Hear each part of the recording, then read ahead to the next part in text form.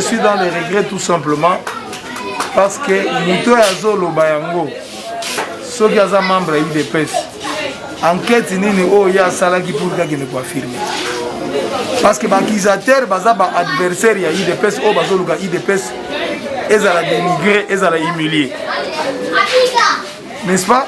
Alors, moi je crois que dans la information, son nom c'est encore qui? Tiswaka. Quelque chose de pareil. Bango bato bakangaka ba tennis o ezaka na kati ya ba ballon soi-disant bilamba tombola alors qu'en réalité ezalaki ba tennis. Alors bango bazwaki résolution tant que Félix a un pouvoir fraude na kasumbalesa ekosala te. Nous sommes au courant de ces histoires.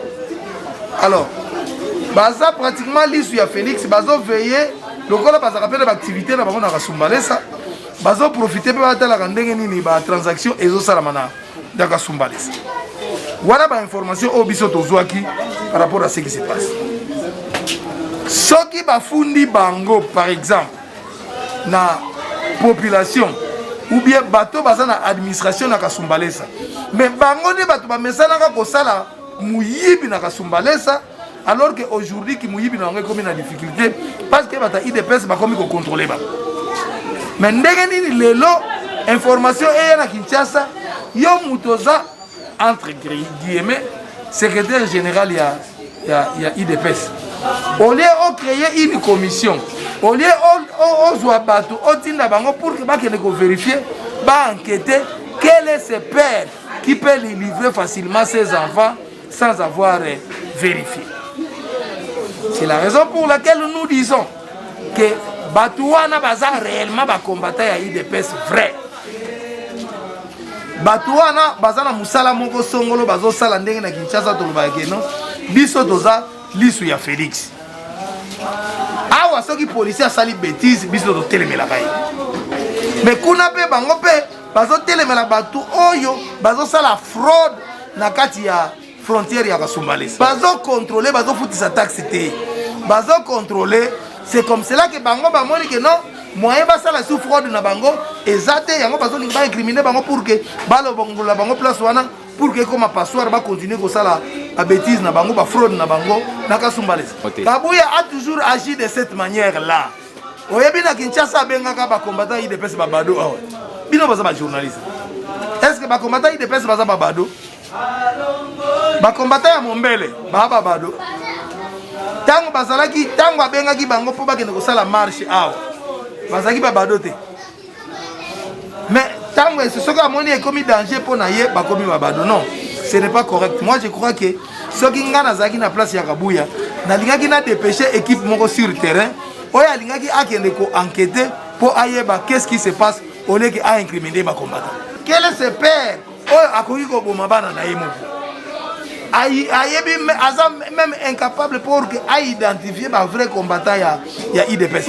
Ngana zana kisasa ndenge ngana yebi batu wana. Ce pas combattant IDPS tengali ngana identifier ba. C'est parce que na yebi ke baza ba combattant IDPS. To yebi ke baza ba combattant IDPS. Ce qui ba sali mabe il faut ba kanga bango. Ça c'est correct. Mais information biso tozala ngona Kinshasa baza lisu ya Félix na frontière wana ba komi ko contrôler ba fraude o esala makakuna pour permettre au gouvernement à la recette. Et là, en tant que combattant de l'IDPS, vous voyez que l'IDPS est bunda pour l'état de droit, pour la démocratie. Et puis, le programme président Fachi est allé lutte contre la corruption et la fraude douanière pour l'instant dans Kasumbalesa. Maintenant, les combattants de l'IDPS sont là. Et ils allent dans la structure Bilanga. Bilanga est allé entretenu par le gouverneur en place. Maintenant, le combattant UDPS Bazali, pour ça, partout les moyens que fraude est à la chute et que Mbongo est réellement la crise de l'État. Voilà pourquoi Bazali a diabolisé les combattants UDPS par le pouvoir en place. Pouvoir, il y a province, par le gouverneur, avec ses oeils, où il y a déjà beaucoup de fraude. Ce n'est pas la première fois que les combattants UDPS ba kanga ba fraudeur na frontière. Je crois le président fédéral a outil ko énuméré point moko oyo bakangaki ba jute entre guillemets que zali ba jute ya batombola nzokande ezaki na ba tenue militaire na kati avec des armes. C'est comme ça que bato wana bazali coopérer na frontière voire même ba minerais zokota ba mususu bazokota ba biloko moko oyo ezali illicite na kati ya nini. Donc voilà pourquoi musala bango bazali ko sala ezali musala oyo ezali na intérêt ya population ya Katanga, intérêt ya Congo et puis na vision ya chef de l'État. Mais koyoka, je ne sais pas peut-être ce que vous avez mais koyoka, entre guillemets, aïe, poste moko ezalaka na IDPS, secrétaire général Kabouya, au lieu à s'enquérir dans la situation, ou à compte en contact avec les concernés, est-ce que Makambo bango va reprocher bango ezali ya solo te ya solo te? Mais Kabouya zo kende vite en besoin pour les condamner, pour dire que non, ayebi bango te. Est-ce que Azali tata malam?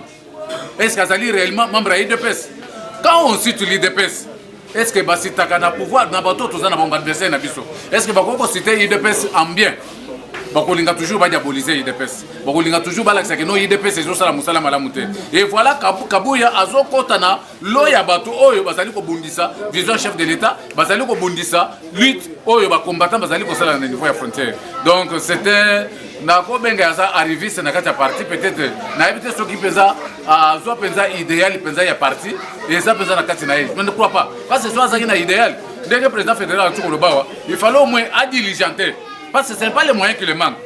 Tout comme lui-même en tant que secrétaire général a connu un avion à comité na Kasumbalesa à quel point s'enquérir dans la situation qu'est-ce qui se passe et ceux qui peut-être des ordres des alliés na niveau il y a UDPS na niveau ba combattant UDPS a ordre comme ça que ordre ceux qui zongi makambo tambo ya ndenge longo bali so iba zali ko kosela bango ayebi comment peut-être il faut agir vis-à-vis de l'autorité ou bazali en place ou bazali ko confisquer comportement ba combattant mais asali le comportement asali démarche mokote bon aye le kola batendre ga micro facilement bani ko condamner ba combattant c'est que lui-même n'est pas combattant de l'IDPS. Est-ce que Batouana ce sont des gens qui vivent là-bas, ce sont des Katangais, ce sont des membres de l'UDPS.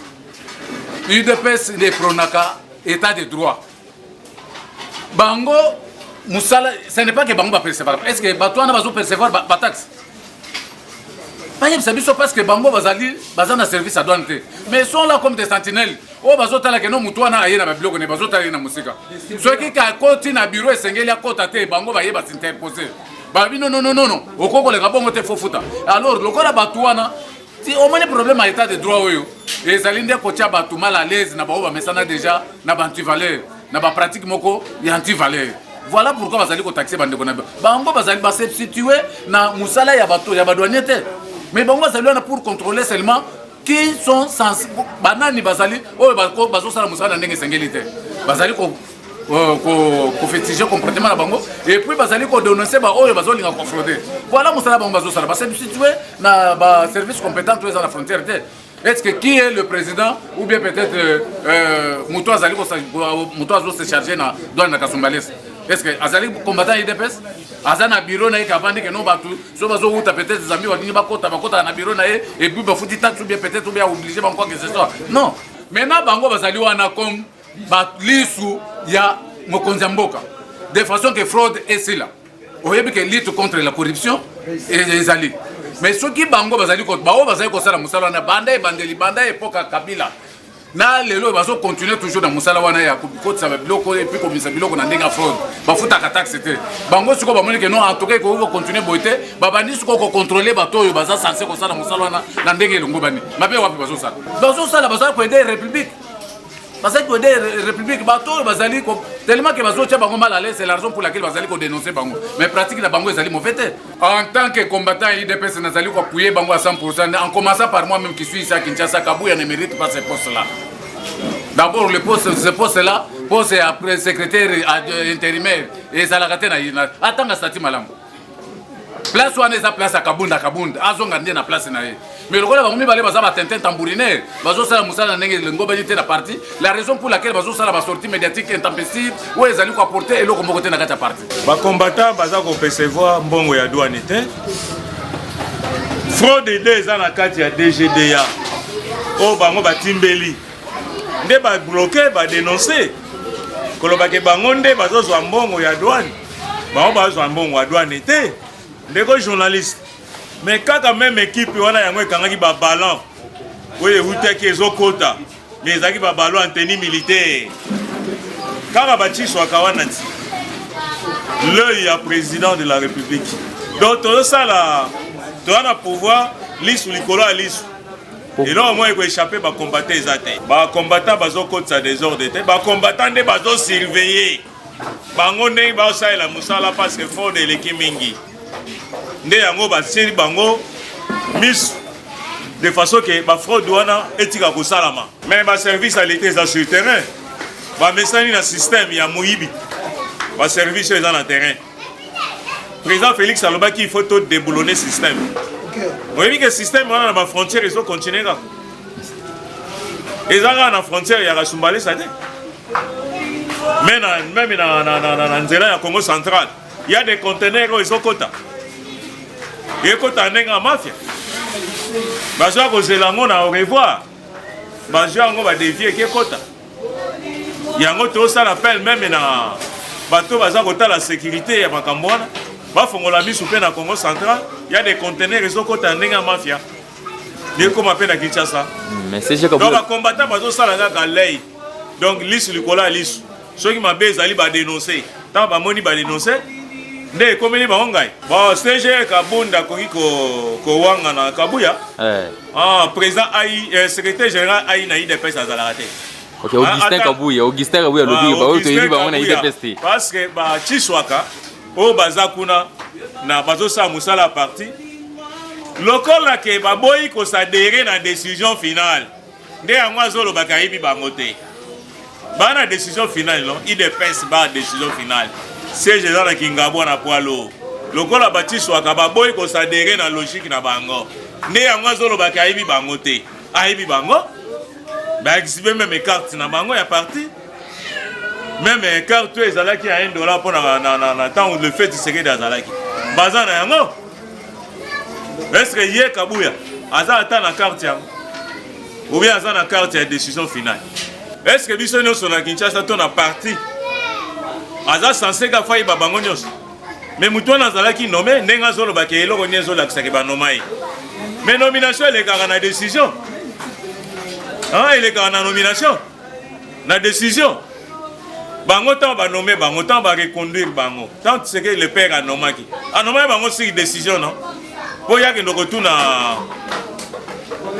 kolona nini Chiswaka ke azana notification moko te notification ezali décision ya président bazali nommé bakotika na position bazali malheureusement bango baboyi citation ya bango ya décision finale ndenge bakotambola par-ci par-là basali ba association croyez que ça va association à IDPS mais ça va association il y a décision finale ndenge le bakozala na terrain ya Bondo et ça toujours ba préparatif il y a décision finale na bango décision finale ndenge mutezo sala makambo mais eza eloko pamba po mavungu pa sala kyango mais bakombata batikalaka bakenda me bazonga soki bakanisa ke ba combattre ba memate ba okende pe ba ozonga na ba